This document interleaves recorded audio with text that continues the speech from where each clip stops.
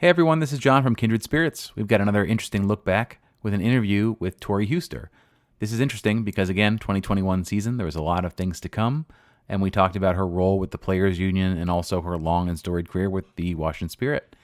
I think we can all say she was sorely missed last year as she missed the season with an Achilles injury and recovery. Hopefully she's back in 2023 with the Spirit. Hope you enjoy, and we'll be back next week with another episode.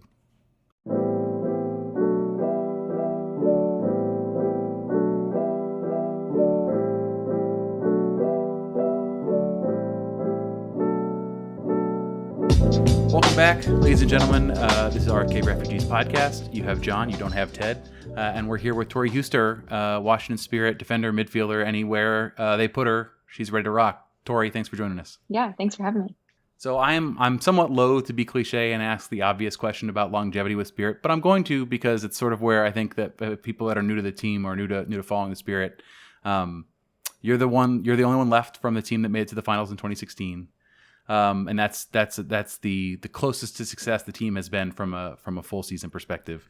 So talk a bit about what it meant to be part of a team that made it that far, what that team was like. Obviously, very talented roster. If you look back at it, it's extremely impressive. But sort of talk about that year and how it fits in your long-term tenure with the team.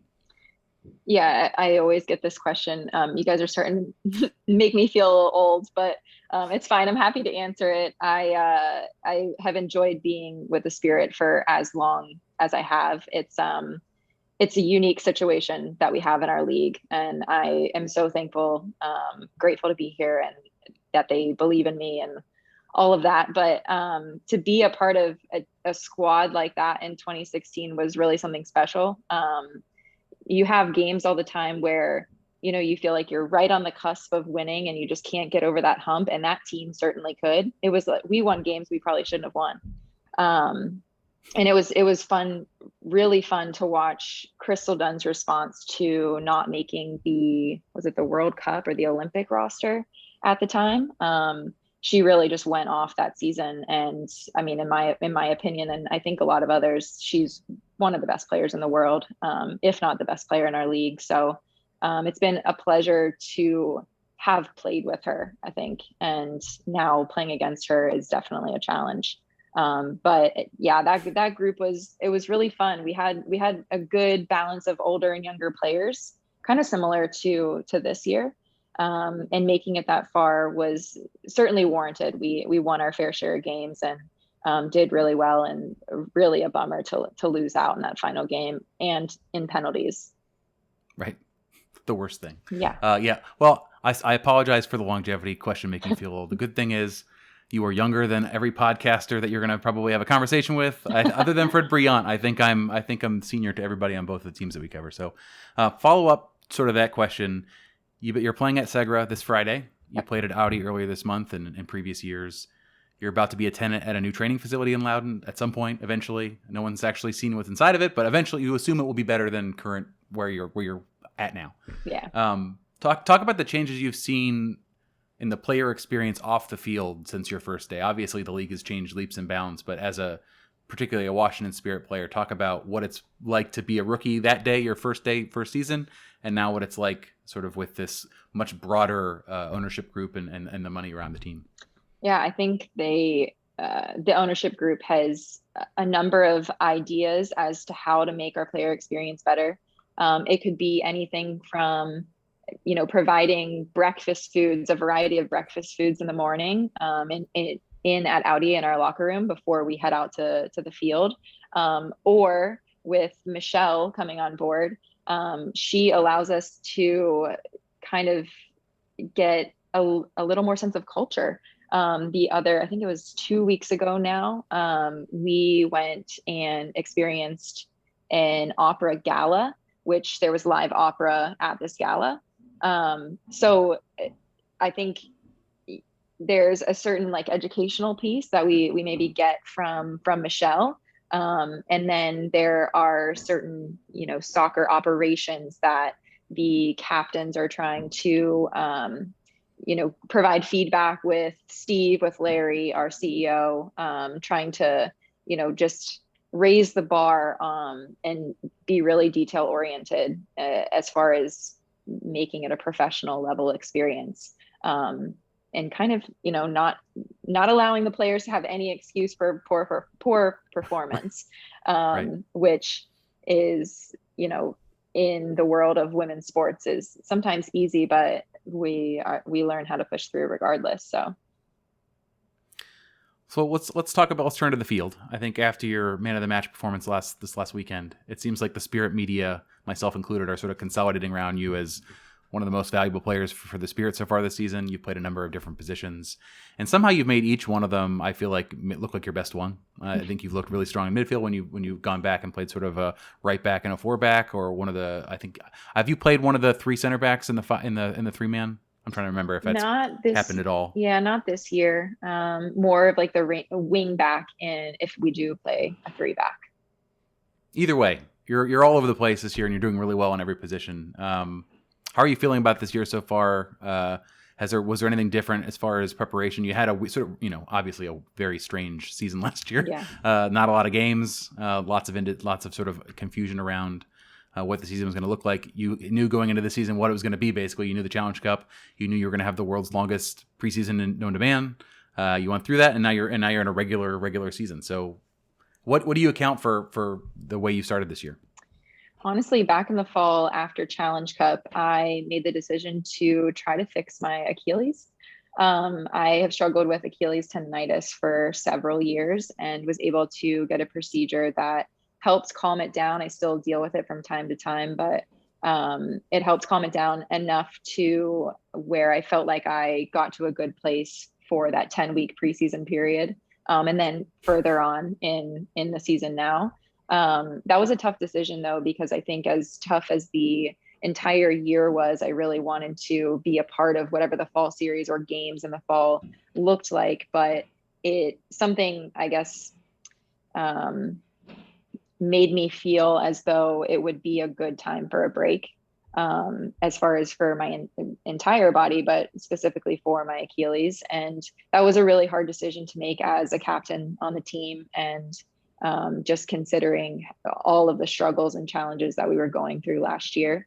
But I do believe that put me in a better place to come in fit and healthy at the start of February, or I think January. We had a small group here that was training. It got me prepared better physically and mentally.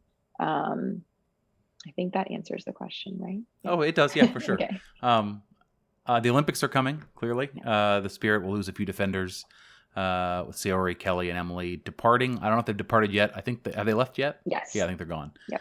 How do you feel the defensive unit is going to take to this challenge? I know that we talked to Tegan last week and maybe the week before about how excited she is about the opportunity to really see the field. Yep. But players are going to get more of a chance to shine. How are you looking to this part of the season, knowing that you're going to be short a few players? I think knowing that the Olympics was here, or was going to be present in the middle of the season this year, but then also considering that we'd have Challenge Cup, we'd have 24 games, and then hopefully we'd have 2 or 3 postseason games. You had to look at it as a marathon. So we were going to need everyone. And I think the staff did a really good job of recruiting players that were going to really fill out the squad nicely and could pop into any position that they needed to at any moment. Whether we're missing Kelly and Sonnet or Saori, potentially, I think Julia will go as well with the Swedish national team. When we lose those players, there are players that can back them up right away. They can step into a role. Whether that's along our defensive line, we have plenty of defenders. I think even looking at it back in January, I was like, all right, we're just getting defenders. What's going on? But we have a lot of attack-minded defenders too. We have midfielders that do that defensive role. Dorian Bailey is like a perfect example, but man, she's killer in the attack too. She can really thread some balls through and get our attack started just as well. So I think we are pretty well rounded, and we need to get points in this period because we're so well rounded. I think this is our chance to really pick up some points and put ourselves in a really good position leading into the fall. Yeah, Natalie's another one of those players that sort of played right back. But I don't remember who it was this year already, but one of her assists this year over the top was just was on a dime. I'm trying to remember what goal that was. But yeah, this team, I don't remember who I was talking to on the team about sort of the incredible positional versatility of like half the team. Half the team is like, I am very comfortable playing every single place. I think it was Paige. Paige was like, I can play forward. I played forward. I can play back here. I can play anywhere. I can do whatever they want me to do. So I thought that Calm down, Paige. Yeah, well, listen, I don't blame her. Everybody wants to be a forward sometimes. Yeah, of course. Let's talk about, this is already sort of spotlighted on Black and Red. United did a good post about this, but let's talk about the interception you made that led to Trinity's goal in this most recent game. Yeah. Talk about what you saw in front of you. So Victoria Pickett was obviously shown for the ball, but if you watch the tape, like it wasn't, to me, it wasn't obvious that was where the play was going, but you got a head start there. You got a head full of steam. Got the interception, played the ball through, and the goal got scored, and the 3 points were. So talk about what you saw in that play and sort of the importance of that anticipation on that spot in the field to be able to really, turn the game around and sort of get the counterattack going quickly. Yeah, I think if you watch that clip back, you'll notice that Dorian basically does the same thing I do, just from the opposite side. So I think with her pressure, I mean, initially as the play had started, center back or their outside back had it. She could go long or she could come back in midfield. I felt that there was space in front of me for their midfielder to pick it up. We probably didn't close the space as well there at that particular time, but knowing that that was really her only other option, Dorian and I both stepped. And because Dorian was able to step from the side that she was facing, she thought she had an easy out. Probably didn't feel me coming at all. She wouldn't. I wasn't close enough until the very last second. But I think it was equally both of our pressure that led to the interception at all.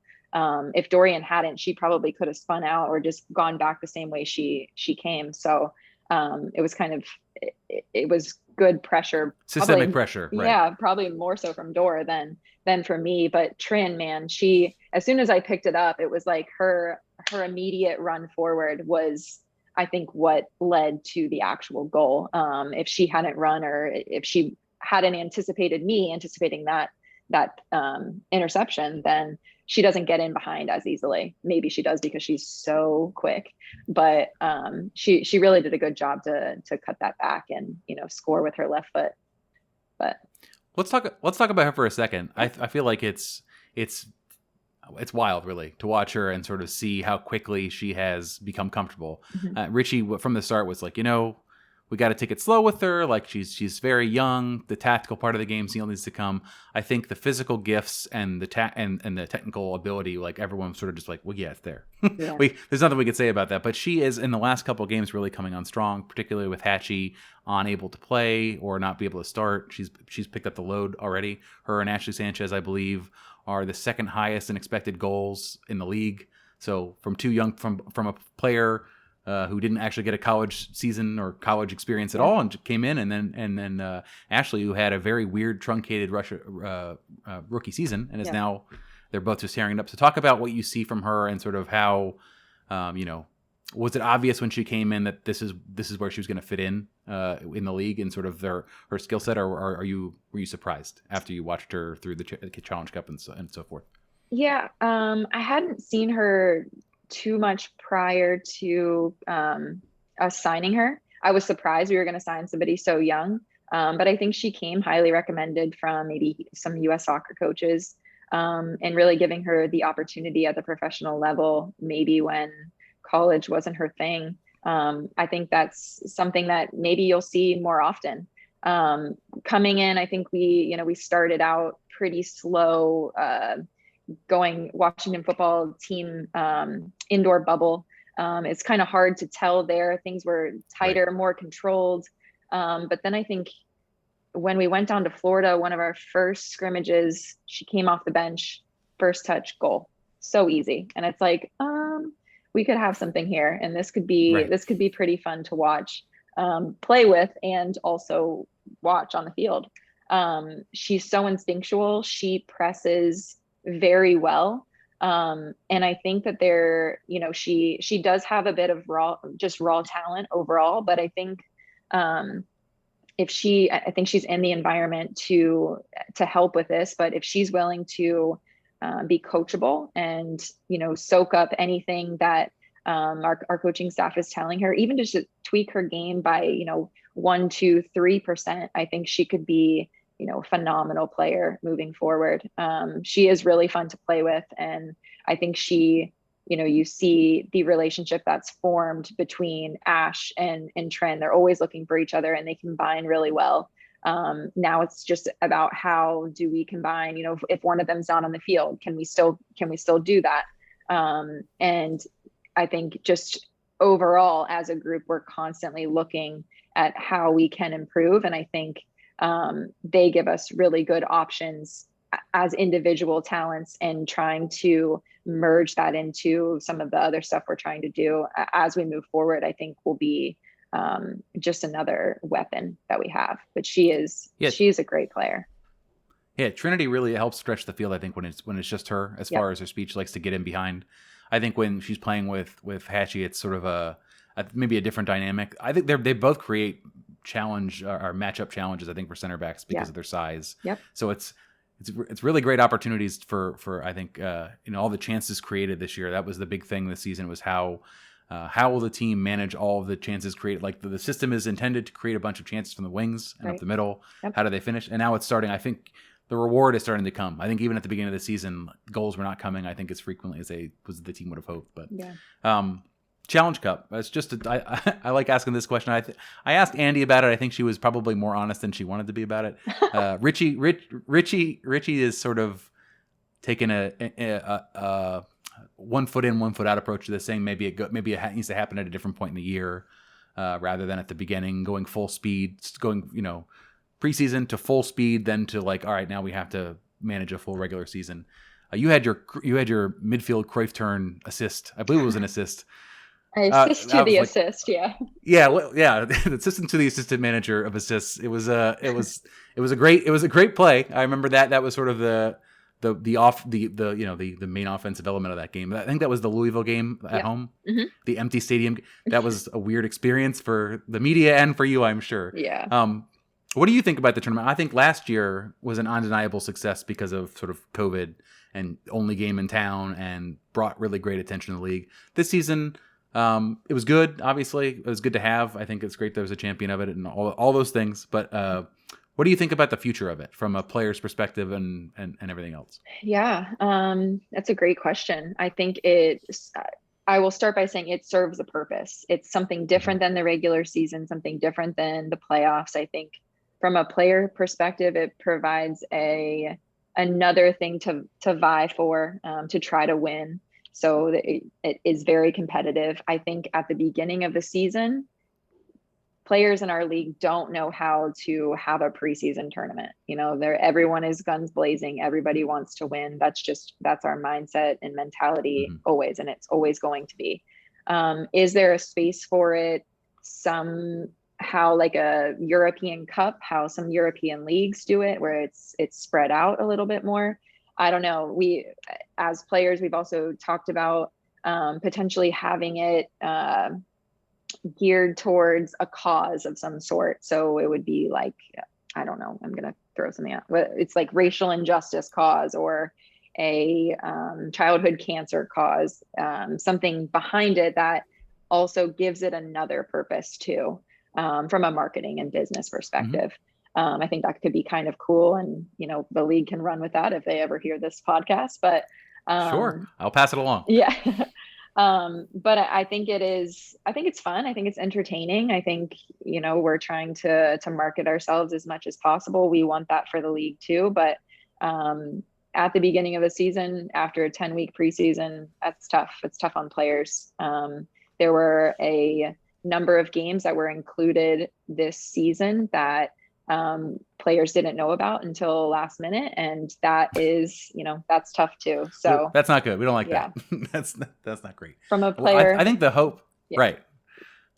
I think one of the things we talked about when I was talking to Ashley about it is that an open cup would be cool. I mean, obviously you guys would, I would imagine, handle WPSL and USLW leagues teams pretty handily, considering you guys are the best league in the world. But just from a standpoint of like a little bit of intrigue, a little bit of like playing teams other than the same few that you guys, because the league's obviously still in a growth mode, right. So it gets you some new opponents. That would be cool. That would be a nice alternative, particularly if you're trying to do it in season, and it would get fans would get to see games 12-0 or whatever you guys against an amateur side would right. would net. But let's talk. So the team has had 3 occurrences this season where they've conceded less than 7 minutes after they've scored or taken the lead late even. Yep. I asked Richie about this, sort of his thoughts on why this is an early trend and what can be done about it. And he talked about sort of talking with some coaches back where he's from about sort of what they've done to sort of like a mentality focus on making sure you don't switch off. Obviously the cliche about the most dangerous time after you in the game is after you score. But one of the other media members asked if like youth of the team could be a factor in that lapse in mentality. Obviously the team is not entirely young, but it is decently young. How do you diagnose it? Sort of what's your diagnosis of what this is going on, and if it's a hump that you're getting past as a unit already, or if it's something that you continue to focus on and making sure that you stay 110% switched on at least after you score in the 75th minute. Right. I don't know if I would chalk it up to the youth on our team. I think when it's happened, there have been mistakes that, I hate to throw her under the bus, but Aubrey threw out a ball. She's one of the older players on the team. She threw out a ball in the Orlando game, and she knows she made that mistake. She won't make it again, though. So I think that is the difference between an older player and a younger player, learning from your mistakes. I think in the Louisville game, I don't know. I mean, we went down 2-0, but there was a ball that ended up being a transition from one of our corners, and I'm responsible for organizing the defense on those transition moments, and I didn't do a good job of that. Learning from that hasn't happened again this season. Hopefully it doesn't. Now that I say that, I'm jinxing myself, but I think that is something that we've talked about not conceding. I think when we scored either the first or the second goal, I think it was the second goal in Kansas City, I made eye contact with multiple people that were on the field saying next 5 minutes. Yeah. Right. And I think we all got it. So I think that's what's important. It's not so much that, tying it up or having Orlando tie it up at home in the last couple of minutes or whenever that's happening in Chicago too. It's still early, but we need to learn from it. And that's kind of the message we're driving home as players and some of the older vets. She won't want it, but I will give Aubrey it was 1,000 degrees in her brain, had to quickly melted for 1 second excuse, because that game was not fun. Yeah. You're the player association president. What does that mean for you in terms of work sort of off the field? How often are you handling those union issues, and how often are you in contact with the league about issues that the players are bringing to you? One of the probably most proud moments this year or accomplishments is hiring a full-time executive director for our Players Association. Her name is Megan Burke. She has a load of legal experience, but is also a former professional player too. So honestly, she was the perfect person for the job. She handles a lot of the day-to-day. That's not to say I'm not doing something every day. So today I'm creating the newsletter that will go out to all of our players with current updates and, just like little player perks that they can use if they want. Yeah. To listen to. Yeah, exactly. I'll send it out. But being also a year where we are going through CBA negotiations, all of us with our board of reps and then our executive committee knew it was going to be a large task and pretty time consuming. But ultimately it's something that needs to get done. And we're working with the league to kind of, find middle ground where we need to, and get a contract that really is, good for the players, good for the league. And it's going to be a long process, but it definitely requires a lot of time off the field. Luckily, it's stuff I can, do from the couch and do from bed. It's Zoom calls and all of that, but it's a lot. How's the dynamic with the sort of the player? This is a new, obviously you said CBA process going on. Statements in public have been really even-handed, very much like this is collaborative, and they always say that, right? Like every players association league says this is collaborative, we're going to strike middle ground, whatever. But it seems like both parties sort of understand where the league is and its financial health and its growth perspective and what it's trying to be in the next 5 years. The players, obviously, we don't know what you guys are working on as far as your list of proposals, but it seems like everyone has a very reasonable perspective of what progress can be made. Where are we still short? Where can we improve in the near term, and then where we want to be? Right. Like you said, you've hired someone to do the sort of the day-to-day stuff. But what is from your perspective? Is the league being a very collaborative partner? Does it feel like does it feel as collaborative as it sort of has been portrayed publicly as like this is not going to be super loggerheads where we're talking about work stoppage? It's more about how can we get to where we need to be as fast as we can get there. Yeah, I think we all went in with a mindset that like, let's do this together. The league really wants this to be a career that players that they want, that they come out of college and they're excited about. Financially, we understand that there's still a need to sustain this league long term. We're not trying to break anybody's bank. The league understands that too. So there has been this mutual understanding on both sides for the most part. I think there are certain issues, and I won't get into them because most of it needs to remain confidential. But yep. For the most part, you can see some topics that could potentially get contentious, or maybe that's not the right word, but things that we would butt heads about. And I think that's a little bit a ways away right now. I feel like we're more in an education phase, providing some player perspective on why this works for some players, why this works to have clubs more involved, or, why something is good and why something's bad. I think at the league level, with Lisa, she knows that she's not a soccer person. She's been in sports and she's been with the Olympic Committee, but really understanding what the players in the league are going through, I think it still feels like we're in that phase because we haven't gone through every single proposal that we've given them yet. If that makes sense. I wish I had more to report at this time, but that's fine. No, I think from a salary perspective, like that's obviously still continues to be a sticking point. Yeah. And I think from an external standpoint, as an observer of the league and a fan and doing what I do, like when you see players continue to have to, maybe they want to, but play overseas in the off season, continue to play year round so the checks keep coming in and they're in a better position. Lots of sort of like, not necessarily side hustles, but there's a very entrepreneurial spirit of an NWSL player that you don't necessarily see everywhere. You don't see in men's leagues necessarily. You don't see in other leagues across the world. So from a money perspective, it seems like the argument is still very, very sound. Like there are players retiring in their mid-20s when they should be in their prime because it's not financially rewarding and all the other things I already mentioned before. So that would just be from the outside perspective, like that seems to still be the real one of the main pain points, trying to understand how to make this a career that makes financial sense for people. I think Paige talked about, she's like, I could have made 5 times more coming out of college with my first offer of a job. And I'm doing this as like a labor of love versus it's turned into what it's turned into now. Obviously she's happy with her choice, but like that sort of initial choice, it shouldn't necessarily be like, well, I'm just going to roll the dice here playing in the best league in the world as a professional soccer player. I hope it works out for me. Otherwise I got to go work at a bank and that'll be better. So yeah. I feel like that, obviously that's, you got to get there, right? That's the end goal is to make sure that everybody who's good enough to play here is not trying to moonlight and not trying to have to come up and do other things that they don't want to. Right.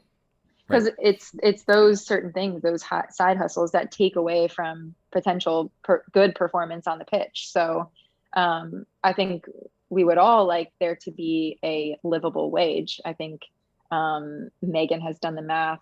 It's almost nearly a third are sitting at or near the minimum salary. And if that's 33 to 36% of players are not making a livable wage, what are they going to say to future players, So I think we want this to be a career that young players can be really excited about and don't have to worry financially if they're going to be okay once they do retire. If that makes sense. Yeah. Two more labor questions. These are for whatever reason this show likes to, no matter what league it is, this is like an area that at least I personally like to dig into. Okay. I think fans want to know, I've seen this everywhere on social media and stuff. What can they do? Where's their money best spent to help the league progress, help the players specifically, but even just help the league sort of grow, making sure they're watching on Paramount Plus, I'm sure helps season tickets. But like, what if they had to do one thing, what would you say is the biggest bang for their dollar if they want to support the league and the players? Biggest thing for their dollar. I mean, I do think media coverage needs to improve dramatically, and that really, I mean, chicken or the egg, if there's nothing to watch, then they can't watch it. So we need to get us on TV, but then when we're on TV, have people watch. I saw something interesting, I think a couple days ago, maybe a week or so ago now, following people on Instagram and Twitter, following female professional athletes. It seems like social media can be a place of a little more parity, because you can have, female followers, they will follow females too, males or females, whatever their preference is. But I think that you're seeing social media gain traction from a sponsorship perspective. If you have more followers, then you might be able to get free stuff or be paid to post something. Your financial leverage goes up when you have followers. So I would say go ahead and click follow. That it helps more than you think that it does. And when people are doing that more and more, or it can just exponentially rise pretty quickly. If that's the case, and people do that. Easy enough. I think that's we make sure click and follow everybody. Yeah. It's that's a good way to do it. And then sort of my last question is, I've coming to the league in the last 2 or 3 years, trying to understand the relationship between U.S. soccer, NWSL, understanding sort of the financial backing element of where salaries are paid versus. It's a very not necessarily convoluted, but there's lots of roster rules regarding allocated players and all those things. But do you think long term, 5 years down the road, correct me if I'm wrong, the break has already occurred between U.S. Soccer and NWSL from a governance perspective, right? Did that happen this season? U.S. Soccer is no longer the managing partner. Yes, that happened. I believe this season. So NWSL now, owners and operators are entirely responsible for all salaries of players that occurs, except for the allocated players. Yes, except for the allocated players. Yes. Okay. Well, that makes it simple, I guess. The reason I ask sort of is there's always to me, there's a push and pull with international breaks, with how the sort of the schedule is run before, when it was like the managing partner is sort of saying, well, we want to make sure that we have all the players we want available for all the games we have, even if they are friendlies, even if they are, the welcome back series where it's after the World Cup. Like, that obviously is a big profit generator to make sure that, and then the league was sort of seen, at least to the casual observer, as like a secondary consideration for U.S. soccer. Yeah. Now that that's sort of broken out, do you feel like that will?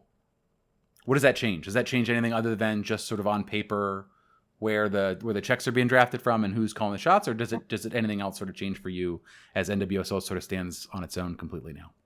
I think with the addition of, if they have this thing called allocation, things have gotten super complex for whatever reason. They could probably be a little more. The MLS model. Yeah, they could probably be so much more simple than they are, but we won't get into that.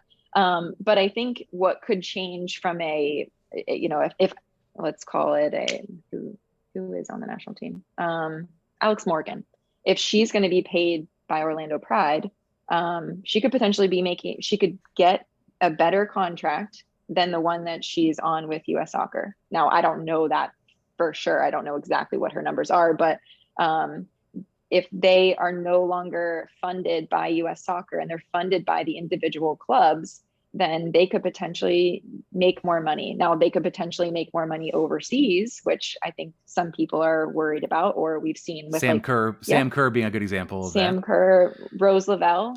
We don't want to lose those players as a league. They, not only are they the best players in the world, but they get media attention too. So that's important to keep them here.